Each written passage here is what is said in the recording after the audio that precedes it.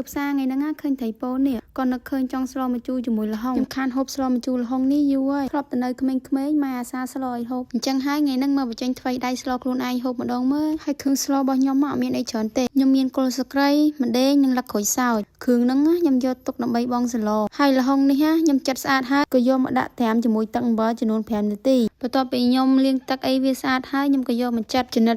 ដូចស្លម្ជូរតឡាចអញ្ចឹងតែល្ហុងនេះខ្ញុំគិតថាខ្ចីពេកបើសិនជាចាស់ជាងហ្នឹងស្លដឹងតែឆ្ងាញ់ហ្មងខ្ញុំចិតហើយអីហើយក៏យកមកលាងពី3ទឹកទៀតចិតបន្លែហើយទឹកកពុះល្មមអញ្ចឹងខ្ញុំក៏ដាក់គ្រឿងគល់ស្លឹកគ្រៃម្ដេងលឹកក្រូចសើចចូលបន្ទាប់ពីខ្ញុំដាក់ហើយអីហើយបានប្រហែលជា5នាទីទឹកស្លខ្ញុំក៏ពុះខ្ញុំក៏ស្រង់គ្រឿងចេញអស់ហើយក៏មកជុំប្រហុកហើយខ្ញុំក៏ដាក់បងត្រីចូលត្រីពោនេះមុនខ្ញុំស្លក៏ខ្ញុំយកមកស្រុះទឹកក្តៅដែរទម្លាប់ខ្ញុំឲ្យទៅស្លត្រីអត់សកាខ្ញុំតែងមុនយកមកស្លស្រុះទឹកក្តៅសិនបន្ទាប់ពីចាក់ត្រីចូលហើយខ្ញុំក៏គ្របទុកឲ្យត្រីរៀងឆ្អិនបន្តិចបានខ្ញុំចាក់បន្លែចូលហើយគ្របទុកវាមើលទៅបន្លែរៀងឆ្អិនបានខ្ញុំចាក់ទឹកអំពិលទុំចូលពេលចាក់ទឹកអំពិលទុំរួចខ្ញុំក៏មកគ្របទុកដើម្បីឲ្យបន្លែវាឆ្អិនរលួយល្អមកបានខ្ញុំបង់ម្រះព្រៅចូល